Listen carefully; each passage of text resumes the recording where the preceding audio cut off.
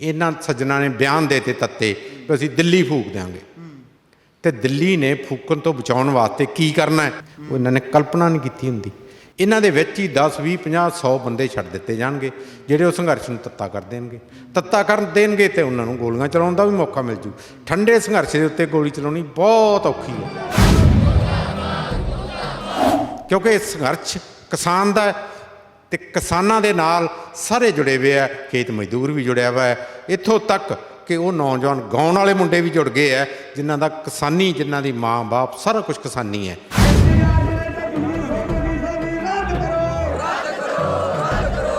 क्योंकि जदों भी कोई संघर्ष चलता, कोई भी संघर्ष जे वो लम्मा चलना है तो उन्होंने सहजमते ना ते सियाणपना चलाउणा पैना है।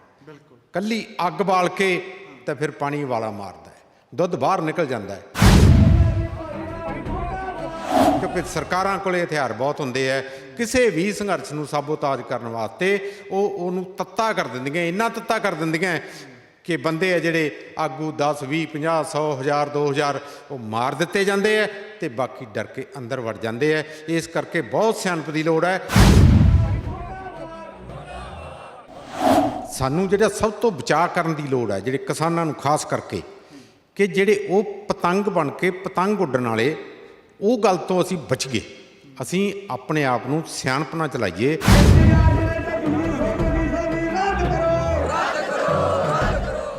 ਤੁਸੀਂ जुड़े हुए हो ਅੱਖਰ ਦੇ ਨਾਲ ਤੇ ਮੈਂ ਹਾਂ ਨਵਰੀਤ ਸਵੀਆ।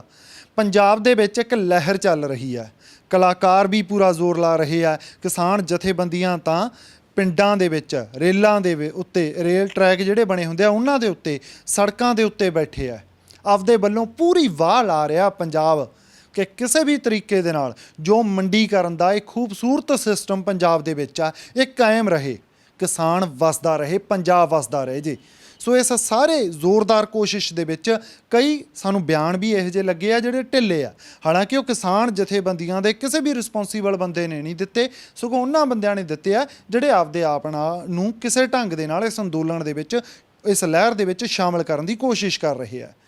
ਅਸੀਂ ਉਹਨਾਂ ਸਾਰਿਆਂ 'ਤੇ ਗੱਲ ਕਰਾਂਗੇ, ਉਹਨਾਂ ਬਿਆਨਾਂ 'ਤੇ ਗੱਲ ਕਰਾਂਗੇ, ਸਿਆਸਤ 'ਤੇ ਵੀ ਗੱਲ ਕਰਾਂਗੇ ਕਿ ਲੀਡਰਾਂ ਨੂੰ ਕਿਵੇਂ ਇਹਦੇ ਵਿੱਚੋਂ ਕੀ ਕੁਛ ਦਿਸ ਰਿਹਾ।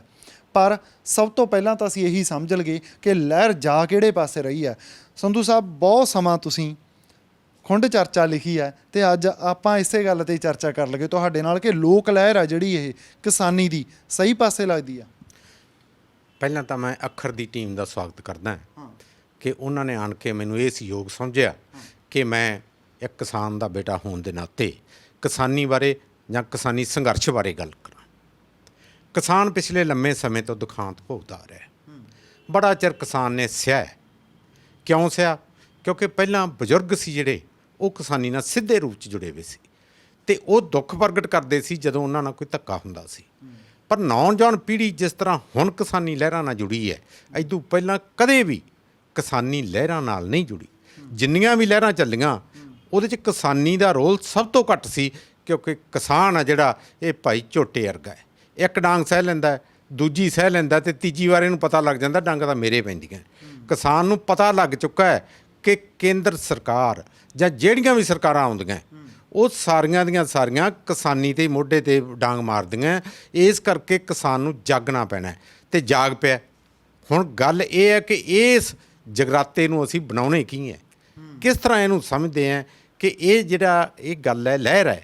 ਕਿਉਂਕਿ ਜਦੋਂ ਵੀ ਕੋਈ ਸੰਘਰਸ਼ ਚੱਲਦਾ, ਕੋਈ ਵੀ ਸੰਘਰਸ਼ ਜੇ ਉਹ ਲੰਮਾ ਚੱਲਣਾ ਹੈ ਤਾਂ ਉਹਨੂੰ ਸਹਿਜਮਤੇ ਨਾ ਤੇ ਸਿਆਣਪਣਾ ਚਲਾਉਣਾ ਪੈਣਾ ਹੈ। ਬਿਲਕੁਲ, ਕੱਲੀ ਅੱਗ ਬਾਲ ਕੇ ਤਾਂ ਫਿਰ ਪਾਣੀ ਵਾਲਾ ਮਾਰਦਾ ਹੈ, ਦੁੱਧ ਬਾਹਰ ਨਿਕਲ ਜਾਂਦਾ ਹੈ। ਕੱਲੀ ਅੱਗ ਬਾਲ ਕੇ ਨਹੀਂ ਚੱਲਣਾ, ਸਿਆਣਪ ਦੀ ਲੋੜ ਹੈ ਤਾਂ ਕਿ ਲੰਮੇ ਸਮੇਂ ਤੱਕ ਹੋ ਸਕੇ। ਕਿਉਂਕਿ ਸਰਕਾਰਾਂ ਕੋਲੇ ਹਥਿਆਰ ਬਹੁਤ ਹੁੰਦੇ ਹੈ, ਕਿਸੇ ਵੀ ਸੰਘਰਸ਼ ਨੂੰ ਸਾਬੋਤਾਜ ਕਰਨ ਵਾਸਤੇ ਉਹਨੂੰ ਤੱਤਾ ਕਰ ਦਿੰਦੀਆਂ, ਇੰਨਾ ਤੱਤਾ ਕਰ ਦਿੰਦੀਆਂ ਕਿ ਬੰਦੇ ਆ ਜਿਹੜੇ ਆਗੂ 10 20 50 100 1000 2000 ਉਹ ਮਾਰ ਦਿੱਤੇ ਜਾਂਦੇ ਹੈ ਤੇ ਬਾਕੀ ਡਰ ਕੇ ਅੰਦਰ ਵੜ ਜਾਂਦੇ ਹੈ। ਇਸ ਕਰਕੇ ਬਹੁਤ ਸਿਆਣਪ ਦੀ ਲੋੜ ਹੈ ਤੇ ਇੱਕ ਖਾਸ ਕਿਸਮ ਦੀ ਜਾਤ ਹੈ, ਉਹਨਾਂ ਤੋਂ ਬਚ ਕੇ ਰਹਿਣ ਕਿ ਉਹਨਾਂ ਨੂੰ ਅੱਗੇ ਨਾ ਆਉਣ ਦੇਣ। ਜੇ ਉਹ ਅੱਗੇ ਆ ਗਏ ਤੇ ਉਹਨਾਂ ਨੂੰ ਤਾਂ ਜਿਹੜੀਆਂ ਵੋਟਾਂ ਉਹ ਹੀ ਦੱਸਦੀਆਂ ਕਿ ਇੱਥੋਂ ਵੋਟਾਂ ਕਿੰਨੀਆਂ, ਕਿਵੇਂ ਲੈਣੀਆਂ, ਕਿਸ ਤਰ੍ਹਾਂ ਲੈਣੀਆਂ।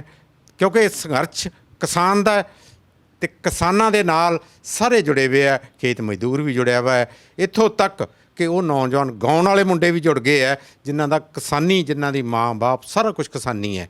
ਇਹਦੇ ਬਾਰੇ ਆਪਾਂ ਕੱਲ ਵੀ ਗੱਲ ਕਰ ਰਹੇ ਸੀ, ਮੈਂ ਕਮਰ ਗਰੇਵਾਲ ਨਾਲ ਗੱਲ ਕਰ ਰਹੇ ਸੀ। ਉਹ ਕਹਿੰਦੇ ਵੀ ਜਿਹੜੇ ਗਾਉਣ ਵਾਲੇ ਆ ਇਹਨਾਂ ਦੇ ਵੀ ਤਾਂ ਗੋਤ ਕਿਸੇ ਦੇ ਗਰੇਵਾਲ ਆ, ਕੋਈ ਔਲਖਾ ਹੈ, ਕੋਈ ਮਾਣ ਹੈ, ਸਾਰੇ ਖੇਤਾਂ 'ਚ ਹੀ ਉੱਠ ਕੇ ਗਏ ਆ, ਇਸੇ ਕਿਸਾਨੀ ਨਾਲ ਜੁੜੇ ਹੋਏ ਆ। ਪਰ ਇਹਦੇ ਵਿੱਚ ਕੁਛ ਕੁ ਬੰਦੇ ਇਹੋ ਜਿਹੇ ਵੀ ਹੈਗੇ ਆ, ਗੀਤਾਂ ਵਾਲਿਆਂ ਦੀ ਵੀ ਗੱਲ ਮੈਂ ਵਿੱਚ ਹੀ ਇਹਦੇ ਕਰੂੰਗਾ। ਇੱਕ ਦੋ ਗੀਤ ਮੈਂ ਸੁਣੇ ਆ ਜਿਹੜਿਆਂ 'ਚ ਇਹ ਗੱਲ ਕਰੀ ਜਾ ਰਹੀ ਹੈ ਕਿ ਵੀ ਜੇ ਦਿੱਲੀ ਨੇ ਐਂ ਨਾ ਕੀਤਾ, ਸਾਡੀ ਗੱਲ ਨਾ ਮੰਨੀ ਤਾਂ ਅਸੀਂ ਅਸਲਾ ਚੱਕ ਲਾਂਗੇ। ਜੇ ਇੱਕ ਦੋ ਮੀਡੀਆ ਦੀਆਂ ਖਬਰਾਂ ਵੀ ਮੈਂ ਦੱਸਦਾ, ਉਹਨਾਂ ਨੇ ਹੈਡਲਾਈਨ ਕੱਢੀਆਂ ਵੀ ਕਿਉਂਕਿ ਆਪਦਾ ਵੀ ਢਿੱਡ ਫਰੁੱਲ ਗਏ, ਕਿਉਂ ਅਸੀਂ ਦੂਜਿਆਂ 'ਤੇ ਤਵਾ ਲਾਉਣੇ ਆ, ਤਾਂ ਮੀਡੀਆ ਸਾਡਾ ਕਿਉਂ ਬਈ ਛੁੱਟੇ, ਸਾਨੂੰ ਆਪਦਾ ਵੀ ਫਰੋਲਣਾ ਪਊਗਾ ਸਾਰਾ ਕੁਛ। ਅਤੇ ਉਹਨਾਂ ਦੀ ਵੀ ਹੈਡਲਾਈਨ ਜਿਹੜੀ ਉਹਨਾਂ ਨੇ ਕੱਢੀ ਆ ਜਾਂ ਹੈਡਰ ਕੱਢਿਆ, ਉਹ ਇਹ ਕੱਢਿਆ ਵੀ ਕਿਸਾਨ ਕਹਿੰਦੇ ਅਸੀਂ ਤਾਂ ਭਾਈ ਮਾਰ ਦਿੰਦੇ ਹਾਂ ਜ਼ਮੀਨ ਪਿੱਛੇ, ਅਸੀਂ ਤਾਂ ਫਲਾਨੇ ਨੂੰ ਸਬਕ ਸਿਖਾ ਦਿਆਂਗੇ, ਅਸੀਂ ਤਾਂ ਦਿੱਲੀ ਨੂੰ ਆਹ ਕੁਛ ਕਰ ਦਿਆਂਗੇ। ਇੱਕ ਸਿੰਗਰ ਨੇ ਵੀ ਕਿਹਾ ਕਿ ਅਸੀਂ ਦਿੱਲੀ ਆਏ ਨੱਚੂਗੀ, ਸਾਰਾ ਕੁਛ ਕਰੂਗਾ। ਕੀ ਇਹ ਬਿਆਨਾਂ ਤੋਂ ਹਟ ਕੇ ਜਿਹੜਾ ਹੋਣਾ ਚਾਹੀਦਾ ਸੀ ਉਸ ਪਾਸੇ ਵੱਲ ਨਹੀਂ ਵਧਣਾ ਚਾਹੀਦਾ ਸਾਨੂੰ? ਸਾਡੇ ਕੀ ਇਹਨਾਂ ਬਿਆਨਾਂ ਦੇ ਨਾਲ ਕਮਜ਼ੋਰ ਨਹੀਂ ਹੁੰਦਾ ਸੰਘਰਸ਼? ਵੇਖੋ, ਜਦੋਂ ਵੀ ਕੋਈ ਤੱਤਾ ਬਿਆਨ ਆਊਗਾ, ਤੱਤੇ ਬਿਆਨ ਨੂੰ ਰੋਕਣ ਵਾਸਤੇ ਸਰਕਾਰ ਨੇ ਤੱਤਾ ਹੀ ਕੰਮ ਕਰਨਾ। ਇੱਥੋਂ ਤੱਕ ਕਿ ਤੁਸੀਂ ਇਹਨਾਂ ਸੱਜਣਾ ਨੇ ਬਿਆਨ ਦੇ ਤੇ ਤੱਤੇ ਵੀ ਅਸੀਂ ਦਿੱਲੀ ਫੂਕ ਦਿਆਂਗੇ, ਅਤੇ ਦਿੱਲੀ ਨੇ ਫੂਕਣ ਤੋਂ ਬਚਾਉਣ ਵਾਸਤੇ ਕੀ ਕਰਨਾ ਹੈ ਉਹ ਇਹਨਾਂ ਨੇ ਕਲਪਨਾ ਨਹੀਂ ਕੀਤੀ ਹੁੰਦੀ। ਇਹਨਾਂ ਦੇ ਵਿੱਚ ਹੀ 10 20 50 100 ਬੰਦੇ ਛੱਡ ਦਿੱਤੇ ਜਾਣਗੇ ਜਿਹੜੇ ਉਹ ਸੰਘਰਸ਼ ਨੂੰ ਤੱਤਾ ਕਰ ਦੇਣਗੇ। ਤੱਤਾ ਕਰ ਦੇਣਗੇ ਅਤੇ ਉਹਨਾਂ ਨੂੰ ਗੋਲੀਆਂ ਚਲਾਉਣ ਦਾ ਵੀ ਮੌਕਾ ਮਿਲ ਜੂ। ਠੰਡੇ ਸੰਘਰਸ਼ ਦੇ ਉੱਤੇ ਗੋਲੀ ਚਲਾਉਣੀ ਬਹੁਤ ਔਖੀ ਹੈ, ਪਰ ਜਦੋਂ ਤੱਤਾ ਸੰਘਰਸ਼ ਹੁੰਦਾ, ਜਦੋਂ ਅਗਲੇ ਨੂੰ ਲੱਗਦਾ ਹੈ ਵੇਖੋ ਜੀ ਇਹਨਾਂ ਨੇ ਸਾਨੂੰ ਮਾਰ ਹੀ ਦੇਣਾ ਸੀ, ਅਤੇ ਖਾਸ ਕਰਕੇ ਕਿਸਾਨੀ ਨੌਜਵਾਨ ਅਤੇ ਹੋਰ ਤਬਕੇ ਜਿਹੜੇ ਨਾਲ ਜੁੜੇ ਹੋਏ ਹੈ, ਉਹਨਾਂ ਨੂੰ ਪਿਆਰ ਨਾਲ ਰੱਖਣਾ ਜ਼ਰੂਰੀ ਹੈ। ਉਹਨਾਂ ਨੂੰ ਉਹਨਾਂ ਦੀਆਂ ਜਾਤਾਂ ਕਰਕੇ ਜਾਂ ਕਿਸੇ ਵੀ ਹੋਰ ਕਿੱਤੇ ਕਰਕੇ ਉਹਨਾਂ ਨੂੰ ਪਿੱਛੇ ਨਹੀਂ ਸਿੱਟਣਾ ਚਾਹੀਦਾ, ਉਹਨਾਂ ਨੂੰ ਨਾਲ ਰੱਖਣਾ। ਅਤੇ ਜਦੋਂ ਇਕੱਠਿਆਂ ਹੋਇਆਂ ਦਾ ਕੋਈ ਵੀ ਸੰਘਰਸ਼ ਹੈ ਨਾ, ਸੰਘਰਸ਼ ਫੇਰ ਕਾਮਯਾਬ ਹੁੰਦਾ ਹੈ ਜੇ ਉਹ 'ਚ ਵੱਧ ਤੋਂ ਵੱਧ ਗਿਣਤੀ ਦੇ ਵਿੱਚ ਲੋਕ ਹੈ ਜਿਹੜੇ ਉਹਨਾਂ ਦੀ ਸ਼ਮੂਲੀਅਤ ਹੋ ਜੇ। ਹਾਂ ਬਿਲਕੁਲ। ਜਿਵੇਂ ਤੋਂ ਆਪਾਂ ਇਹ ਬਿਆਨਾਂ ਦੀ ਗੱਲ ਕਰੀ ਹੈ ਜਾਂ ਹੈ ਨਾ, ਸਰਕਾਰ ਇਸ ਸਮੇਂ ਕੀ ਚਾਹੁੰਦੀ ਹੋਊਗੀ ਵੀ ਸਭ ਤੋਂ ਉਹਨਾਂ ਦੇ ਲਈ? ਚਲੋ ਆਪਾਂ ਇੱਕ ਕਿਸਾਨਾਂ ਦੇ ਆਪਾਂ ਸੋਚ ਹੀ ਰਹੇ ਹਾਂ, ਆਪਾਂ ਆਪ ਕਿਸਾਨ ਆ ਸਾਰੇ, ਪਰ ਇੱਕ ਘੜੀ ਲਈ ਐਂ ਸੋਚ ਲਓ ਇੱਕ ਪਾਲੀ ਵੀ ਆਪਾਂ ਸਰਕਾਰ ਕੀ ਚਾਹੁੰਦੀ ਹੈ? ਸਰਕਾਰ ਇਹੀ ਚਾਹੁੰਦੀ ਹੋਊਗੀ ਵੀ ਇਹ ਵੱਧ ਤੋਂ ਵੱਧ ਗਰਮ ਤੋਂ ਗਰਮ ਬਿਆਨ ਦੇਣ, ਹਥਿਆਰਾਂ ਦੀ ਗੱਲ ਕਰਨ, ਤਾਂ ਕਿ ਸਾਰੇ ਦੇਸ਼ ਨੂੰ ਇੱਕੇ ਦਮ ਇਹਨਾਂ ਦੇ ਵਿਰੁੱਧ ਕਰਾਇਆ ਜਾ ਸਕੇ। ਇੱਕ ਪੁਰਾਣੇ ਸਮੇਂ 'ਚ ਨਾ CID ਵਾਲੇ ਕਹਿੰਦੇ ਹੁੰਦੇ ਸੀ ਵੀ ਇਹ ਅਸੀਂ ਪਤੰਗ ਉਡਾਉਣੇ ਹੁੰਦੇ ਹਾਂ। ਅੱਛਾ ਜੀ, ਉਹ ਕਿਵੇਂ? ਵੀ ਪਤੰਗ ਉਡਾ ਦਿੰਦੇ ਹਾਂ ਅਤੇ ਪਤੰਗ ਦੀ ਡੋਰ ਥੱਲੋਂ ਕੱਟ ਦਿੰਦੇ ਹਾਂ, ਪਤੰਗ ਉੱਡਿਆ ਜਾਂਦਾ, ਵੇਹਨੇ ਆ ਮਗਰ ਕਿੰਨੇ ਕੁ ਜਾਂਦੇ ਆ। ਸਾਨੂੰ ਜਿਹੜਾ ਸਭ ਤੋਂ ਬਚਾਅ ਕਰਨ ਦੀ ਲੋੜ ਹੈ ਜਿਹੜੇ ਕਿਸਾਨਾਂ ਨੂੰ ਖਾਸ ਕਰਕੇ, ਕਿ ਜਿਹੜੇ ਉਹ ਪਤੰਗ ਬਣ ਕੇ ਪਤੰਗ ਉੱਡਣ ਵਾਲੇ, ਉਹ ਗੱਲ ਤੋਂ ਅਸੀਂ ਬਚ ਗਏ।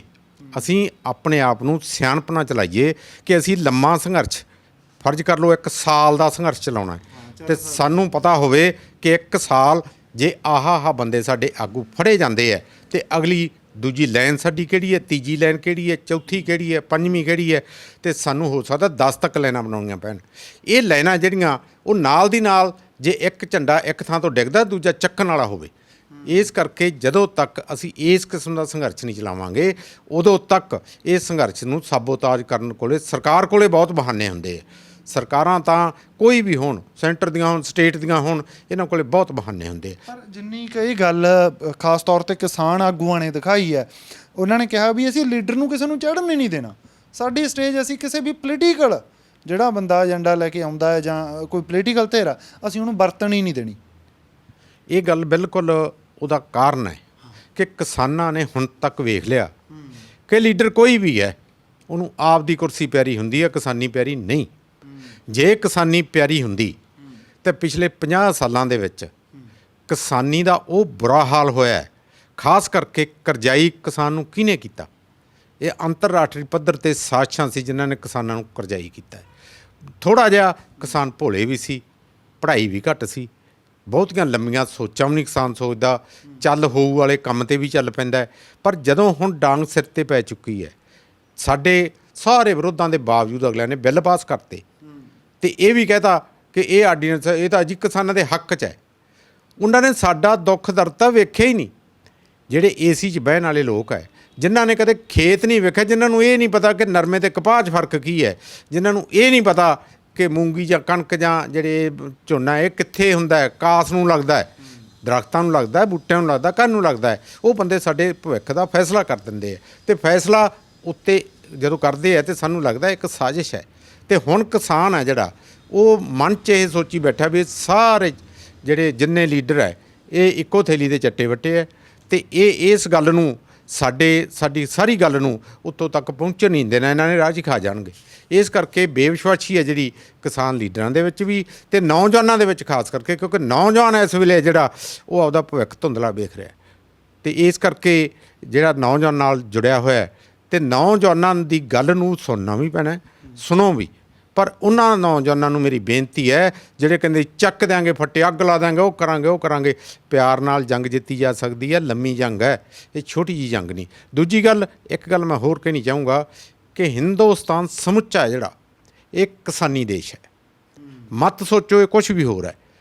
ਫਰਕ ਕੀ ਹੈ ਕਿ ਉਹਨਾਂ ਕੋਲ ਜ਼ਮੀਨਾਂ ਘੱਟ ਹੈ। ਹੁਣ ਜੇ ਆਪਾਂ ਕਹੀਏ ਕੇਰਲਾ ਹੈ, ਤਾਮਿਲਨਾਡੂ ਹੈ ਜਾਂ ਉਹ ਹੈਗੇ, ਉਹਨਾਂ ਕੋਲ ਜ਼ਮੀਨਾਂ ਘੱਟ ਹੈ। ਸਾਡੇ ਇੱਧਰ ਜ਼ਮੀਨਾਂ ਥੋੜ੍ਹੀਆਂ ਜਿਹੀਆਂ ਖੁੱਲ੍ਹੀਆਂ, ਪਰ ਖੁੱਲ੍ਹੀਆਂ ਦੇ ਬਾਵਜੂਦ ਅਸੀਂ ਉਹਨੂੰ ਸਕੀਮ ਨਾਲ ਬਚਾਉਣਾ ਹੈ ਕਿ ਸਾਡੀ ਜ਼ਮੀਨ ਬਚੇ ਕਿਵੇਂ, ਕਿਉਂਕਿ ਇਹ ਹਮਲੇ ਬਹੁਤ ਲੰਮੇ ਸਮੇਂ ਤੋਂ ਕਿਸਾਨੀ 'ਤੇ ਹੋ ਰਹੇ ਹੈ। ਕਿਸਾਨੀ ਹੁਣ ਤੱਕ ਜਾਗੀ ਨਹੀਂ ਸੀ, ਪਰ ਜਦੋਂ ਸਿਰੋਂ ਪਾਣੀ ਲੰਘ ਗਿਆ, ਜਦੋਂ ਸਾਹਮਣੇ ਮੌਤ ਦਿਸਣ ਲੱਗ ਗਈ ਅਤੇ ਕਿਸਾਨੀ ਹੈ ਜਿਹੜੀ ਉਹ ਜਾਗ ਪਈ ਹੈ। ਅਤੇ ਖਾਸ ਕਰਕੇ ਸਾਡਾ ਨੌਜਵਾਨ ਤਬਕਾ ਜਿਹੜਾ ਇਹ ਜਾਗ ਪਿਆ ਅਤੇ ਸਾਡੇ ਨੌਜਵਾਨ ਹੈ ਜਿਹੜੇ ਇਹ ਹੀ ਸਾਡੇ ਸੰਘਰਸ਼ ਨੂੰ ਬਚਾ ਸਕਦੇ ਹੈ, ਕਿਉਂਕਿ ਇਹਨਾਂ 'ਚ ਦਲੇਰੀ ਵੀ ਵੱਧ ਹੁੰਦੀ ਹੈ। ਤੁਸੀਂ ਪਹਿਲਾਂ ਜਿਹੜੀਆਂ ਲਹਿਰਾਂ ਦੇਖੀਆਂ ਗਈਆਂ, ਤੁਸੀਂ ਕਮਿਊਨਿਸਟ ਲਹਿਰ ਆ ਜਿਵੇਂ, ਉਹ ਤੋਂ ਬਾਅਦ ਇੱਕ ਮੂਵਮੈਂਟ ਹੋਰ ਆਈ ਪੰਜਾਬ ਦੇ ਵਿੱਚ, ਕਈ ਕੁਛ ਦੇਖਿਆ। ਉਹਨਾਂ ਦੇ ਨਾਲੋਂ ਇਹ ਲਹਿਰ 'ਚ ਫਰਕ ਕੀ ਹੈਗਾ? ਹਰ ਲਹਿਰ ਵੈਸੇ ਨਿਵੇਕਲ ਹੀ ਹੁੰਦੀ ਆ, ਇਹਦੇ 'ਚ ਕੀ ਤੁਸੀਂ ਦੇਖਦੇ ਹੋ? ਅਸਲ ਵਿੱਚ ਜਿਹੜੀ ਮੁਜ਼ਾਹਰਾ ਲਹਿਰ ਸੀ ਉਹ ਸੀ ਸਭ ਤੋਂ ਪਹਿਲੀ ਡਾਂਗ। ਪਹਿਲੀ ਡਾਂਗ ਜਦੋਂ ਵੱਜੀ ਨਾ ਅਤੇ ਉਹਦੇ ਵਿੱਚ ਇੱਕ ਨੁਕਸਾਨ ਜਿਹੜਾ ਬਹੁਤ ਵੱਡਾ ਹੋਇਆ ਵੀ ਸਾਡੇ ਉਹ ਸੰਘਰਸ਼ ਕਰਨ ਵਾਲੇ ਜਿਹੜੇ ਨੌਜਵਾਨ ਸੀ, ਜਾਂ ਜਿਹੜੇ ਉਸ ਵੇਲੇ ਤਾਂ ਨੌਜਵਾਨ ਹੀ ਸੀ, ਉਹਨਾਂ ਦੇ ਵਿੱਚੋਂ ਕੁਝ ਬੰਦੇ ਸੀ ਜਿਹੜੇ ਸਿੱਧੇ ਕਿਸਾਨੀ ਨਾਲ ਸੰਬੰਧਿਤ ਨਹੀਂ ਸੀ। ਉਹਨਾਂ ਨੇ ਪਾੜ ਲਿਆ। ਉਹਨਾਂ ਨੂੰ ਪਾੜ ਕੇ ਉਹਨਾਂ ਨੂੰ ਕਹਿੰਦੇ ਵੀ ਤੁਹਾਡਾ ਕੀ ਹੈ, ਤਾਂ ਕਿਸਾਨੀ ਤਾਂ ਤੁਸੀਂ ਕੀ ਲੈਣਾ, ਤੁਹਾਨੂੰ ਤਾਂ ਆਹ ਚੀਜ਼ ਸਸਤੀ ਮਿਲੂ, ਆਹ ਮਿਲਦੀ, ਇਹ ਮਿਲਦੀ, ਮਤਲਬ ਇਹ ਜਿਹੀਆਂ ਗੱਲਾਂ ਕਰਕੇ ਉਸ ਗੱਲ ਨੂੰ ਸਾਡੀ ਨੂੰ ਸਾਬੋਤਾਜ ਕਰ ਦਿੱਤਾ ਗਿਆ।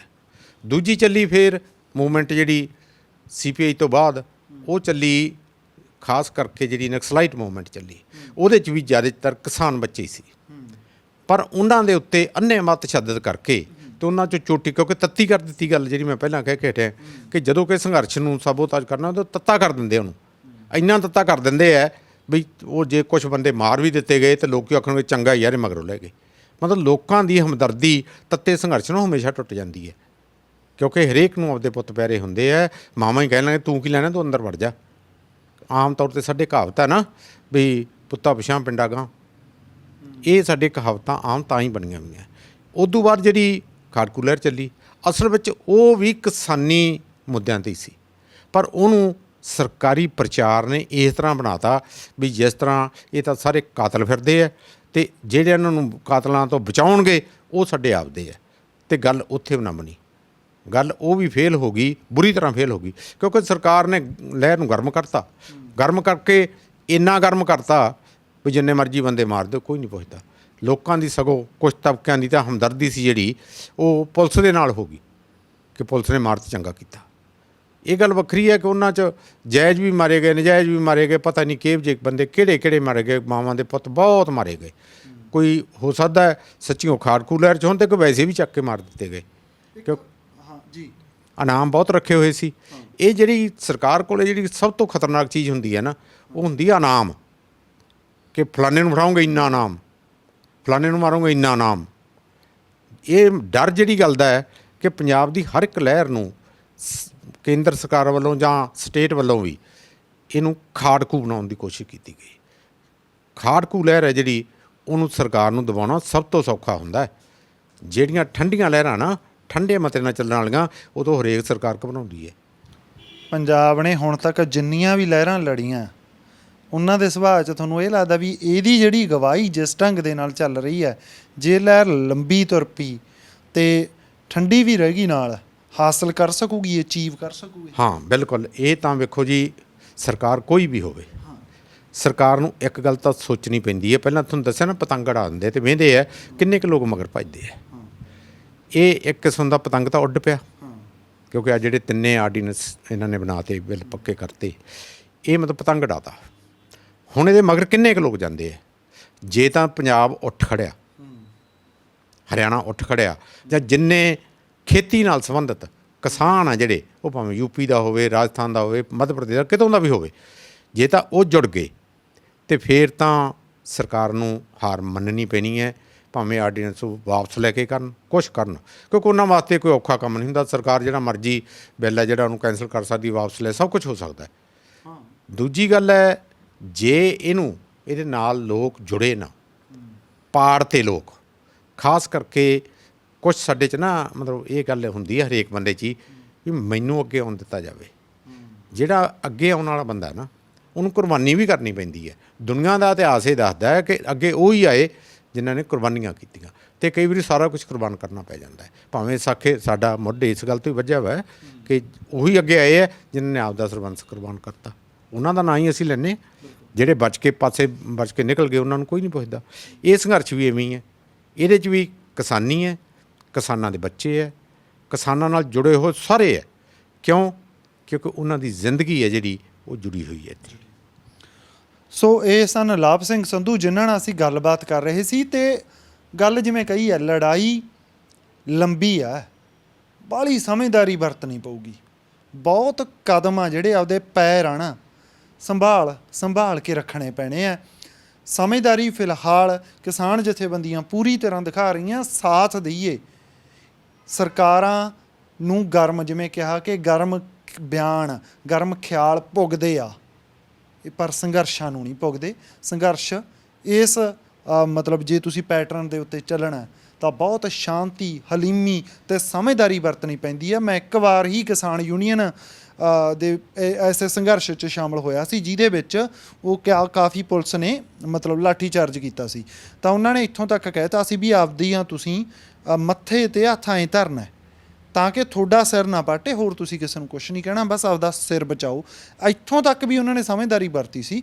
ਮਤਲਬ ਬਾਕੀ ਜਦੋਂ ਸ਼ਾਮਲ ਹੁੰਦੇ ਆ ਹਰ ਇੱਕ 'ਚ ਤਾਂ ਕਿਉਂਕਿ ਲਾਠੀ ਚਾਰਜ ਨਹੀਂ ਹੁੰਦਾ ਤਾਂ ਮੈਂ ਕਹਿਣਾ ਵੀ ਜੇ ਇੰਨੀ ਸਮਝਦਾਰੀ ਦਿਖਾਈ ਜਾ ਰਹੀ ਹੈ ਤਾਂ ਲੋਕ ਅਸੀਂ ਵੀ ਯਾਰ ਸਿਆਣੇ ਹੋ ਕੇ ਬੰਦਿਆਂ ਵਾਲੀਆਂ ਗੱਲਾਂ ਕਰਗੇ। ਬਹੁਤ ਬਹੁਤ ਸ਼ੁਕਰੀਆ, ਤੁਸੀਂ ਜੁੜੇ ਹੋਏ ਸੀ ਅੱਖਰ ਦੇ ਨਾਲ।